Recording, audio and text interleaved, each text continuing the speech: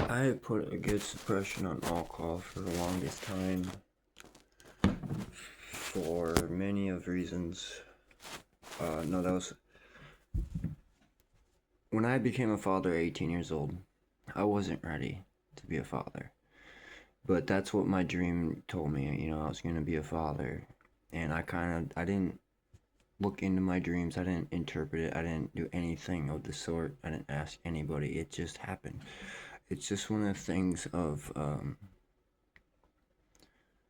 when she told me she was pregnant, that was one of the things when I told her about my dream. Because I didn't interpret it or have it interpreted when I had it to begin with in January of 2007. But when I became a father and my son was born in November 7th of 2007 at 1:19 in the morning a.m., and that's one of the things about only having a brief moment of looking at his birth certificate and I was right on the dot. It's one of the things about having a memory and remembering things, because sometimes putting some work into her to forget, a man never forgets. It's one of the things of what they say, even with an elephant never forgets. But there was, like I said, I suppressed my memories or my traumas for uh,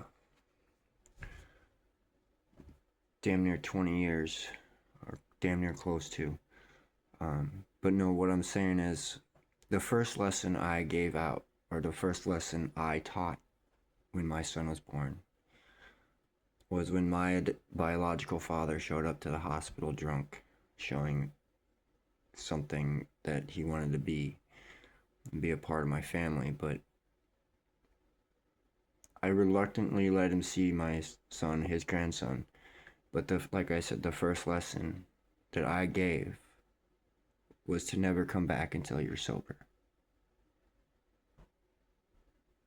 As a father at 18 years old, because now I'm 37, and my son is going to be 19 in November this year. It's one of the things of why me and alcohol don't exactly mix. Like when I do decide to drink, the lover of me comes out, or the lover, the loving spirit, because some say that with the drinking, they got the fighting spirit in them, you know. But it's one of the things of what you get me when you're sober versus when you're drunk. No, because even the designs of my stuff, with the triangle stuff, I put my father on the top. I was on the right side, my son was on the left. It's like he was seeing double vision. He was seeing two of me, because we only had one of him in our sights, that drunk ass. But I love my father. Greg Geidebeck, you did bring me into this life, along with my mother, Diana Quayle. I love you both. I was raised by a different family, and I love them too. Because even Vicky was a little upset with some of my own words. When she called a place where I was volunteering work after high school, they said, "Your mom's on the phone," and I was like, "Which one?" Because I have two moms. But when she got on the phone, or when I grabbed the phone and said, "Hello," my mom, Vicky, said, "Which one?" "You're mine." Because it's one of the things of what she was trying to get at. Remembering that I'm a Smith, that I was raised by her and Paul. I want you to understand that I do love my mother. I have a little bitterness with my father, but I would never treat her in any kind of disrespect. But that's one of the things I wanted to teach about alcohol and what it has done to my family.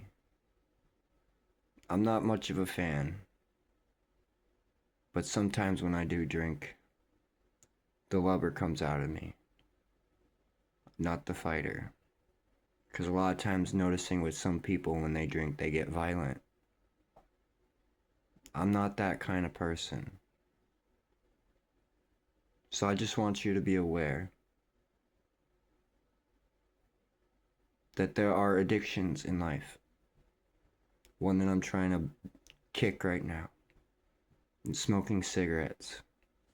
Doing even mathematicals of how much time you're wasting by smoking a cigarette. It's about 5 minutes per cigarette. It's about 100 minutes a day, 100 minutes per pack. That's almost 2 hours missed. 2 hours of you could do something else instead of that stupid addiction of yours. More time for family. I talked about wanting to rip out the video games out the wall, the TV, pull out a game of Guess Who, Monopoly, any kind of card game, because I just wanted family time. There's more to life than your addictions. There's more to life than you think. It's not a game and it's not a joke. Life is serious sometimes, because curiosity can get the best of you. They say the curiosity killed the cat, and why the cat has 9 lives. It's one of the things about my trauma in a refrigerator when I was a kid. Vicky sent me out to the garage to get a gallon of milk because it's where we kept our extra milk in the house when we had all the kids in the household, because she adopted quite a few of us. A lot of us mostly were, like I said, me, my brother Joey, my sister Amanda. We were biological siblings, but it was the things about curiosity that got my attention.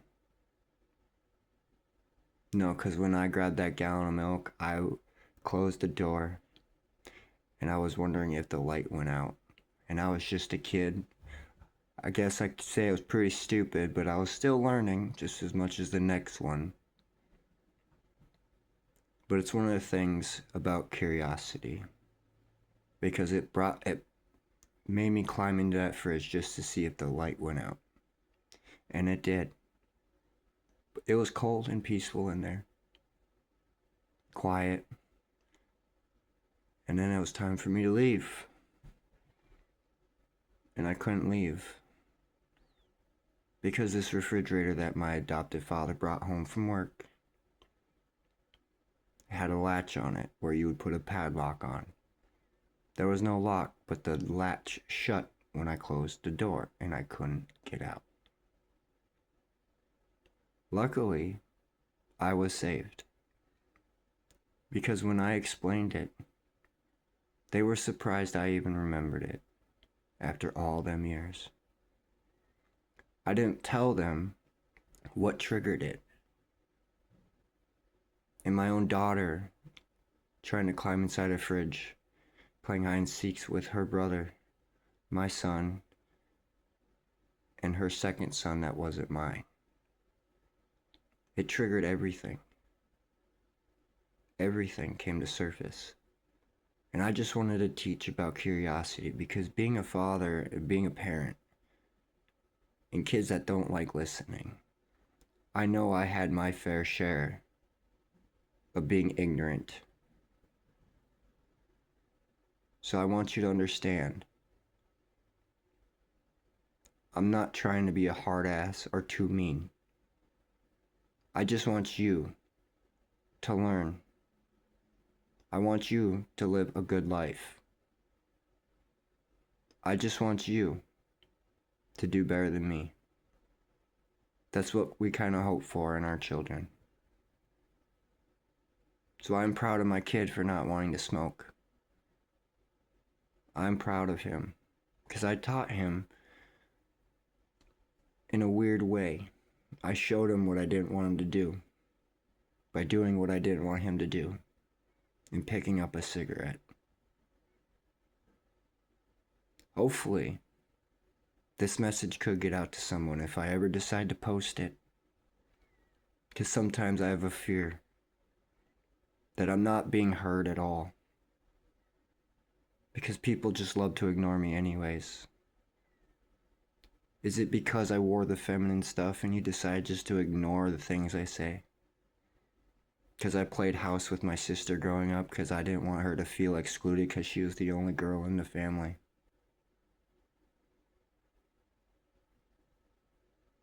I went deep on some things.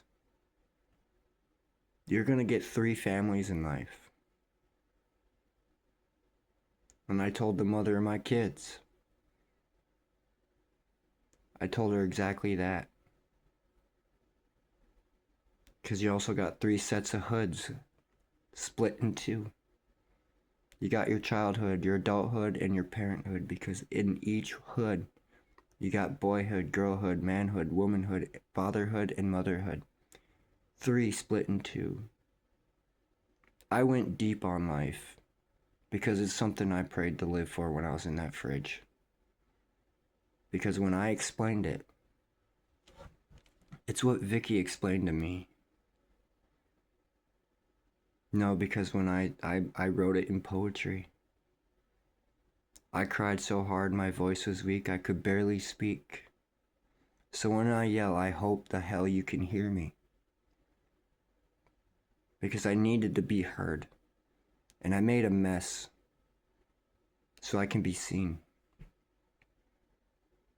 And I apologize for the mess that I made. Because my parents cleaned it up. And that's one of the things about curiosity. It can almost get you. And stretching the bounds of curiosity. I know that's how we got rocket fuel for NASA. And the weird combinations of what if this is combined with this. Or this TV show, Stranger Things, reminded me of a poem I once wrote in 2008 about a new world, hell on earth, where blood rained from the skies. I couldn't remember much of the poem except for those sentences.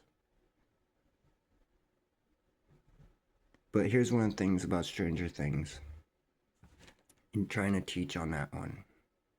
Because even in there, they talk about curiosity. And sometimes it's a good thing. Sometimes it's a bad thing. And that's one of the things about stretching the bounds of curiosity. I didn't want her to freak out, so I explained it to her. The light's flickering. It's probably an electrical issue. We are in the year of 2026. And some of these houses and homes are old. They need to be gutted, rewired, rebuilt, remodeled. So don't freak out too much. It's just probably an old house. Just as much as an old vehicle. Putting the miles on it. And still go.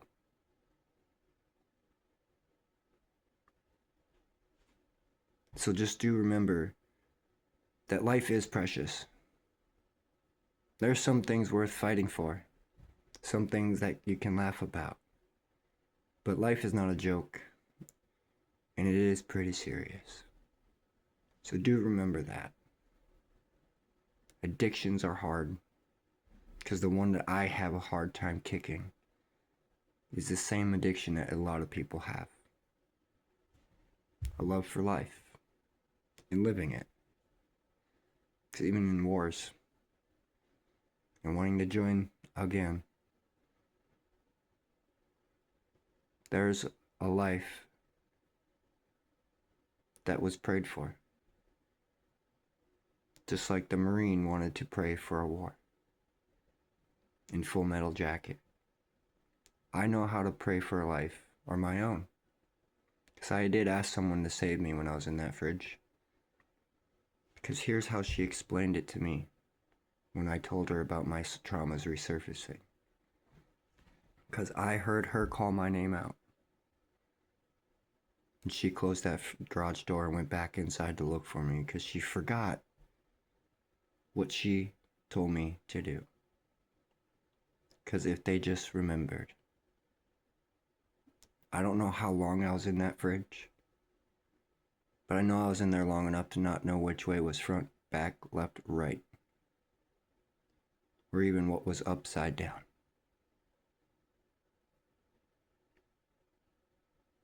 because I cried real hard. And then I got really angry at myself and I made a mess. And that's what she said when they came out to the fridge the second time, or came out to the garage the second time. They found that refrigerator rocking. I was 6 to 7 years old at the time. I probably weighed 30 to 40 pounds, and that fridge weighed 300 pounds at least. And I shook it violently, or vigorously in her words. And then it's how I even explained my trauma when I resurfaced, like the birth of Jesus Christ, because the garage was a modern day animal steeple to which Jesus was born. No, someone really wanted me, because I wasn't the religious type. But understand that when I read some articles online and people trying to put themselves in the footsteps of Jesus, I seen someone put 100 pounds on their shoulder and walked 33 miles with 100 pounds on their shoulders to represent the cross, and wondering how much that crucifix weighed. It was like 100 pounds with a 200-pound carry, because it was about a 300-pound crucifix apparently. He was a strong man. Okay? It's another thing of you don't really want to go through his experiences and what it was like, and understanding pain. Because there was a lot more emotional pain, physical pain, and the psychological crown they placed upon his head. Because not only was he crucified in the Middle East, in the desert sun, being cooked alive, sand being blown around his face and breathing it in, bugs and birds finding its place or homes inside his every orifice of his body, and the hallucination of seeing some things. There is so much about that you do not want.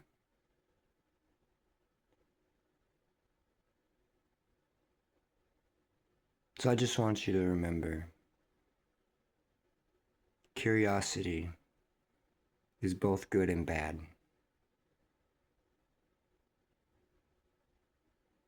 And remember that life is always precious. Because I asked someone to save me, and the strength of a man came and helped me make a mess so I can be seen.